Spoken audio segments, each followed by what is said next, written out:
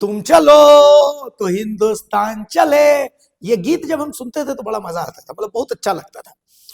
अब अच्छा लगता है जब दो परस्पर विरोधी सोचें एक साथ चलती है। कैसे? देखिए, झारखंड विधानसभा में आज दो बहुत अच्छे अच्छे सवाल उठे।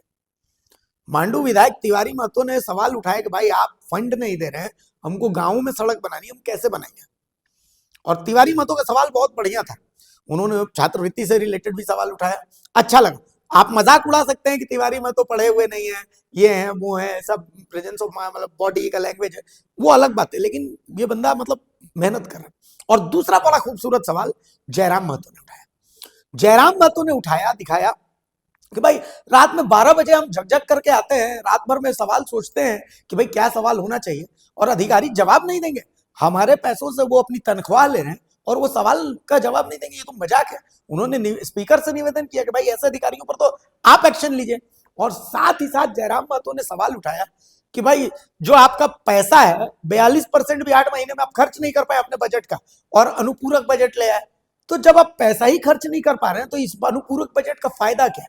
तो देखिए, अच्छा लगता है, अच्छा ऐसे लगता है कि राजनीति अपनी जगह है, लेकिन जब आप विपक्ष के खेमे में बैठते हैं तो सवाल आंखों में आंखें डाल करके पूछना ये आपका कर्तव्य है। देखिए, दोनों विधायकों की चुम्बेश्वरी सवाल, बहुत बढ़िया सवाल है। जब विभागों ने 13,400 करोड़ रुपए का मांग किया है तो फिर मात्र 7,721 करोड़ का बजट क्यों लाया गया?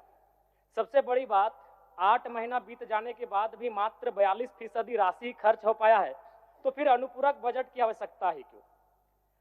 और कहीं ऐसा सच तो नहीं कि सरकार का खजाना खाली है? और यदि सरकार का खजाना खाली है तो सरकार राजस्व प्राप्त करने के लिए क्या कर रही है? अध्यक्ष महोदय, जमीन की रजिस्ट्री में करोड़ों अरबों का राजस्व हानि हो रहा है। किसी जमीन की कीमत यदि 1 करोड़ होता है तो कागज में दिखाया जाता है 25 लाख। सरकार को राजस्व मिलता है 25 लाख पर और काला धन का इस्तेमाल होता है 75 लाख पर। महोदय, अगर मेरी बात पर आपको संदेह है तो किसी भी इस राज्य में अगर किसी भी बड़ा भूखंड, एकड़ों का भूखंड अगर उसका खरीद बिक्री हुआ है तो आप उसकी एसीबी के माध्यम से जांच करवा लें, दूध का दूध और पानी का पानी हो जाएगा। और चोरी साफ नजर आया है अध्यक्ष महोदय, कई आईएएस अधिकारी जेल की यात्रा कर चुके हैं। अध्यक्ष महोदय, मैं कोयलांचल से आता हूं और ईडी, जांच एजेंसी और तमाम न्यूज चैनल्स रिपोर्ट की मानी तो प्रत्येक दिन झारखंड राज्य में 1000 अवैध गाड़ियों का निकासी होता है। यदि एक कोयले की गाड़ी में 50 टन कोयला मान ले और 1 टन का मूल्य अगर 5,000 रुपए मान लें तो 25 करोड़ रुपए एक दिन का होता है। अगर 365 से गुना करते हैं तो 9,125 करोड़ रुपए होता है अध्यक्ष महोदय, यानी लगभग 9,000 करोड़ रुपए, जो कि आपके अनुपूरक बजट से ज्यादा होता है। यानी कोयलांचल से इतनी अवैध मात्रा में कोयला का कारोबार हो रहा है, अगर उस पर सरकार नियंत्रण कर ले तो आपका एक अनुपूरक बजट के बराबर वो राशि होती है, वो राजस्व आपको फायदा होगा। अध्यक्ष महोदय, अगर बालू की बात करें तो वो तो सरेआम है, सब अपने आंखों से देखते हैं। 1-2 अधिकारी ईमानदार होंगे तो भाई उनको जोहार होगा। बाकी अगर कोई भी बालू ट्रैक्टर, विशेषकर ट्रैक्टर से बालू की ढुलाई होती है तो हमें लगता है एक बालू गाड़ी 3-4 थाना क्षेत्रों से पार होता है, और कोई थाना प्रभारी ऐसा नहीं है जिसका मंथली पर महीने का इनकम 3 लाख से 5 लाख रुपए केवल अवैध बालू से हो रहा है। अतः सरकार को, मैं मानता हूं कि सरकार का खजाना खाली है, तो अगर खाली है तो इस प्रकार अगर लूट की छूट होगी, जो सरकार के खजाना में आना चाहिए था वो थाना प्रभारी के जेब में जाएगा, वो पदाधिकारियों की जेब में जाएगा। तो इसी प्रकार हम लोग छात्रों से कलेक्शन करेंगे अध्यक्ष महोदय। अब इसको भी झूठ मत कहिएगा, अखबार में दिया था कि जैक ने 35% 10th और इंटर का शुल्क बढ़ाया। मैट्रिक का शुल्क था 980, शुल्क कर दिया गया 1180। इंटर का शुल्क था 1100, शुल्क कर दिया गया 1400। मैं तो सबसे पहले कहूंगा कि जो शुल्क पुराना था अविलंब शुल्क बढ़ोतरी पर रोक लगाया जाए। अध्यक्ष महोदय, आज छात्रवृत्ति नहीं मिला है छात्रों को। आज राज्य सरकार और केंद्र पक्ष वाले यानी विपक्ष वाले एक दूसरे पे दोषारोपण कर रहे हैं। इस दोषारोपण के बीच इस राज्य का भविष्य क्यों उलझेगा अध्यक्ष महोदय? आज 2 वर्षों से छात्रवृत्ति नहीं मिल पाई है, इसका निराकरण होना चाहिए। और बिल्कुल बड़े शर्म और दुर्भाग्य की बात है कि जिस राज्य का युवा, जिस राज्य का भविष्य स्कॉलरशिप नहीं मिलने से परेशान हताश है, उस राज्य के विधायक 4 करोड़ 32 लाख के आवास में रहेंगे। ये कितना बड़ा दुर्भाग्य की बात है। आज आंदोलनकारी लगातार अपनी आवाज को बुलंद कर रहे हैं, जिन्होंने अपने लहू से इस राज्य को सींचा, अपने खून से इस राज्य को बनाया, आज जो 3,500 का पेंशन प्राप्त कर रहे हैं, और जिस राज्य के मंत्री 6 करोड़ के आवास में रहेंगे और उस राज्य के आंदोलनकारी सम्मान नहीं पाएंगे जिन्होंने लहू से राज्य बनाया है, यह अभी दुर्भाग्य का विषय। अध्यक्ष महोदय, अध्यक्ष महोदय, चाहे मान्य सदस्य सबको एक्स्ट्रा टाइम मिला है, इतने संक्षिप्त करिए आप। चलिए ठीक है। अध्यक्ष महोदय, बड़े सौभाग्य से हम 2 मंत्रियों के बीच में आते हैं, 32 और 34 दोनों साथ बैठे हैं, हमेशा यूं ही साथ बैठे, हमारी शुभकामनाएं। एक ही कुर्सी में बैठे हैं और दोनों के बीच हम आते हैं 33। एक बार भी मंत्री महोदय मेरे विधानसभा में गए नहीं। क्यों नहीं गए? योजना ही नहीं है, इनका दोष नहीं है। मेरे विधानसभा में कोई नई योजना, किसी के विधानसभा में मंत्री पद का कार्य क्या है? सिर्फ अपना विधानसभा नहीं होता है, कम से कम साल भर हो चुका है, एक विधानसभा तो इनको विजिट करना चाहिए था, अपने पड़ोस के जिले को तो विजिट करना चाहिए था। तो ये तो सच्चाई है अध्यक्ष महोदय। दूसरी बात, आलिम फाजिल की परीक्षा जैक द्वारा संचालित होती है, किंतु वर्तमान में सहायक आचार्य की नियुक्ति में प्रमाण पत्र की वैधता को खत्म कर दिया गया है। और सबसे महत्वपूर्ण बात अध्यक्ष महोदय, जैसा कि अखबार के माध्यम से हम सभी ने पढ़ा कि विभाग सवालों का उत्तर नहीं दे रहा है। अध्यक्ष महोदय, शून्यकाल में कल रात्रि 12 बजे नीरा मैडम और मंगल कालिंदा का झगड़ा हो गया। एक दिन राजा साहब और हमारी गाड़ी का टक्कर हो जाता, इतना रफ्तार में आए, बोले कि नहीं, राजा साहब को तो शून्यकाल डालने नहीं देंगे, इनसे पहले हम जाएंगे। अध्यक्ष महोदय, ये कोई मजाक नहीं कह रहे, 12 बजे रात को आते हैं शून्यकाल डालने के लिए और अफसर ने मजाक बना के रख दिया है, जवाब नहीं देंगे। ये सवाल जनता का है, जिस जनता के टैक्स से पैसे से ये सूट पहनते हैं, जिस जनता के टैक्स से ये बूट पहनते हैं, कोट पहनते हैं, उस जनता का सवाल है। और जनता का सवाल का उत्तर नहीं देते अफसर। जो ईमानदार हैं उनको यहां से जोहार है, लेकिन जिन्होंने जब अपनी जिम्मेदारी का निर्वहन नहीं किया है उन पर कार्रवाई करिए। अध्यक्ष महोदय, 12 बजे रात को हम लोग सवाल डालते हैं। चलिए, माननीय पूरक बजट के कटौती प्रस्ताव के पक्ष में अध्यक्ष महोदय, माननीय वित्त मंत्री द्वारा 1,045,400 करोड़ का 25-26 का बजट का प्रस्ताव सरकार द्वारा रखा गया है और अभी आज ही हम सरकार के मंत्री द्वारा देखें कि जितने भी आरओ का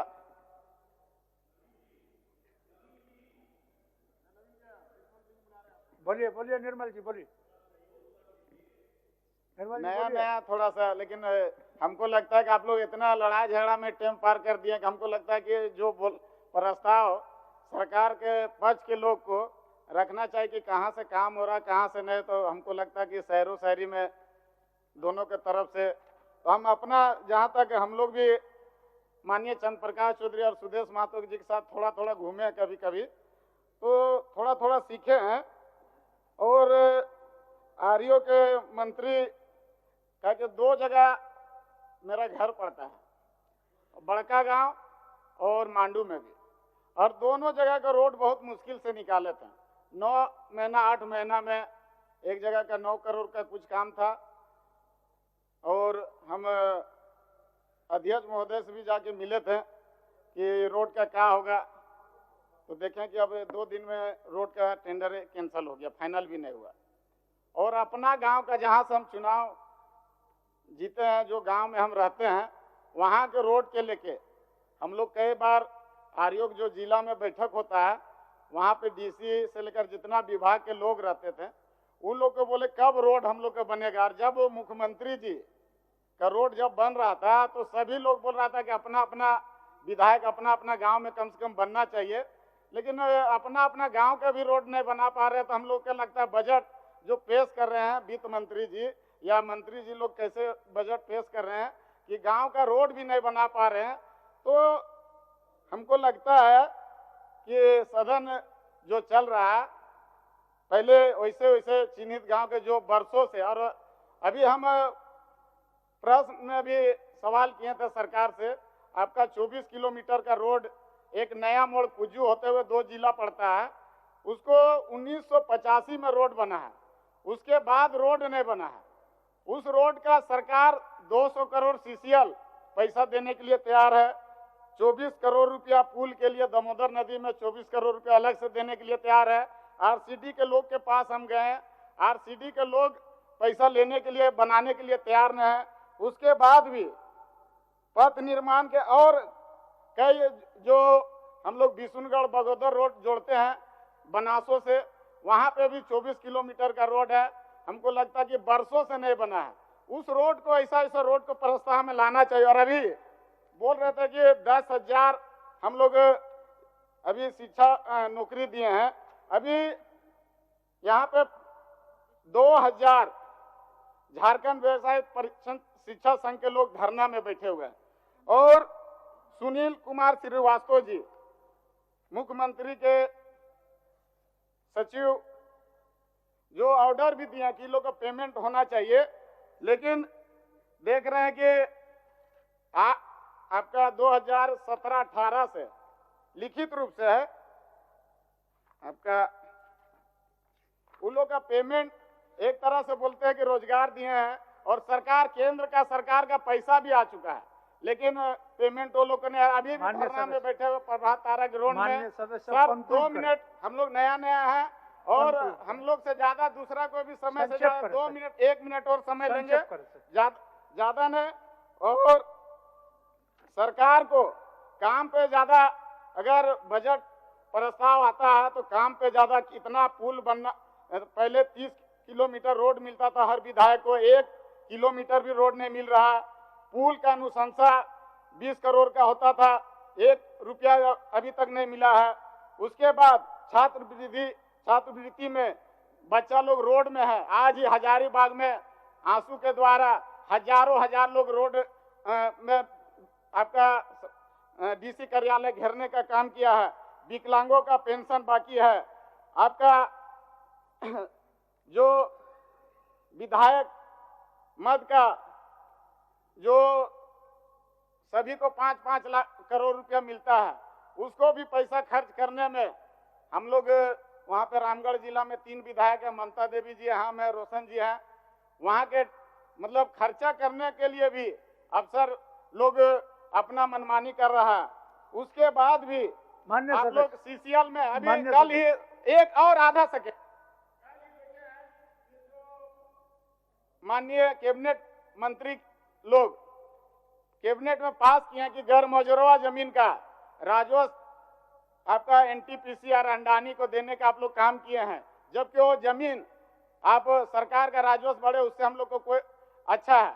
और अभी सीसीएल का कोल का भी पैसा बढ़ाया गया है।